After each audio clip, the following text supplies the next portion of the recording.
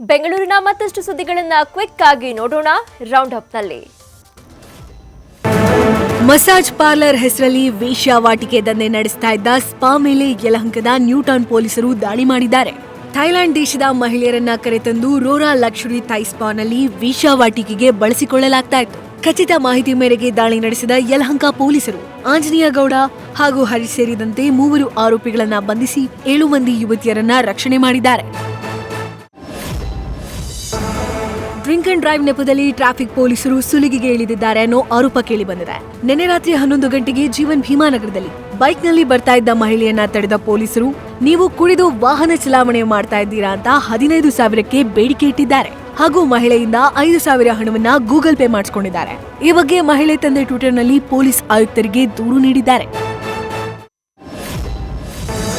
Rowdy sheeter mental Manja ಕೊಲೆ ಪ್ರಕರಣದಲ್ಲಿ ಹೊಸ ವಿಷಯವೊಂದು ಬೆಳಕಿಗೆ ಬಂದಿದೆ. ಈತ ಗುಂಪು ಕಟ್ಕೊಂಡು ಟ್ಯಾಟೋ ವಿಜಿ ಮನೆ ಬಳಿ ಬಂದು ಮಾರಕಾಸ್ತ್ರದಿಂದ ಹಲ್ಲೆ ಮಾಡ್ತಾ ಇದ್ದ. ಇದರಿಂದ ಟ್ಯಾಟೋ ವಿಜಿ ಆತನ ಸ್ನೇಹಿತರಿಗೆ ಕರೆ ಮಾಡಿ ಕರ್ಸ್ಕೊಂಡಿದ್ದ. ಎಷ್ಟೇ ಬುದ್ಧಿ ಮಾತು ಹೇಳಿದ್ರು ಕೂಡ ಪದೇ ಪದೇ ಹಲ್ಲೆ ಮಾಡ್ತಾ ಇದ್ದಿದ್ರಿಂದ ಮೆಂಟಲ್ ಮಂಜಾ ತಂದಿದ್ದ ಮಾರಕಾಸ್ತ್ರದಿಂದಲೇ ಆತನ ಮೇಲೆ ದಾಳಿ ಮಾಡಲಾಗಿತ್ತು. ತೀವ್ರ ಗಾಯಗೊಂಡಿದ್ದ ಮೆಂಟಲ್ ಮಂಜಾ ಆನೇಕಲ್ ಜಿಲ್ಲಾಸ್ಪತ್ರೆಯಲ್ಲಿ ಸಾವನ್ನಪ್ಪಿದ್ದಾನೆ. ಅಮೃತ ಭಾರತ ನಿಲ್ದಾಣ ಯೋಜನೆಯಡಿ 372.13 ಕೋಟಿ ರೂಪಾಯಿ ವೆಚ್ಚದಲ್ಲಿ 15 ರೈಲ್ವೆ ನಿಲ್ದಾಣಗಳನ್ನ ಮೇಲ್ದರ್ಜೆಗೊಳಿಸಲಾಗ್ತಾ ಇದೆ ಅಂತ ಹೇಳಿ ನೈಋತ್ಯ ರೈಲ್ವೆ ಇಲಾಖೆ ತಿಳಿಸಿದೆ. ಕಾಮಗಾರಿಗಳಿಗೆ ನಾಳೆ ಬೆಳಿಗ್ಗೆ 10:45ಕ್ಕೆ ವಿಡಿಯೋ ಕಾನ್ಫರೆನ್ಸ್ ಮೂಲಕ ಪ್ರಧಾನಿ ನರೇಂದ್ರ ಮೋದಿ ಅವರು ಚಾಲನೆ ನೀಡಲಿದ್ದಾರೆ.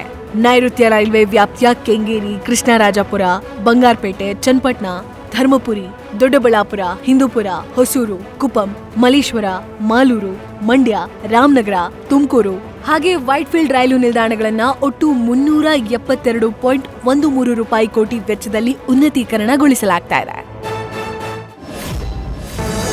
ಯುವರಾಜ್ ಕುಮಾರ್ ನಟನೆಯ ಯುವ ಸಿನಿಮಾ ಬಿಡುಗಡೆಗೆ ಸಜ್ಜಾಗಿ ನಿಂತಿದೆ. ಯುವರಾಜ್ ಕುಮಾರ್ ನಟನೆಯ ಚುಚ್ಚಲ ಸಿನಿಮಾ ಆಗಿರೋದ್ರಿಂದ ದೊಡ್ಡಮನೆ ಅಭಿಮಾನಿಗಳು ಈ ಸಿನಿಮಾಗಾಗಿ ಎದುರು ನೋಡ್ತಾ ಇದ್ದಾರೆ. ಮಾರ್ಚ್ 28ರಂದು ಸಿನಿಮಾ ರಿಲೀಸ್ ಆಗಲಿದೆ ಅಂತ ಚಿತ್ರತಂಡ ಈಗಾಗಲೇ ಅನೌನ್ಸ್ ಮಾಡಿದೆ. ಮೂಲಗಳ ಪ್ರಕಾರ ಸಿನಿಮಾದ ಮೊದಲ ಹಾಡನ್ನ ಡಾಕ್ಟರ್ ರಾಜ್ಕುಮಾರ್ ಹುಟ್ಟೂರಾದ ಚಾಮರಾಜನಗರದಲ್ಲಿ ನಡೆಸೋಕೆ ತಯಾರಿ ನಡೆಸಲಾಗ್ತಾ ಇದೆ. ಮಾರ್ಚ್ ಮೊದಲ ವಾರದಲ್ಲಿ ದೊಡ್ಡ ಈವೆಂಟ್ ಮೂಲಕ ಹಾಡು ಬಿಡುಗಡೆಯಾಗಲಿದೆ.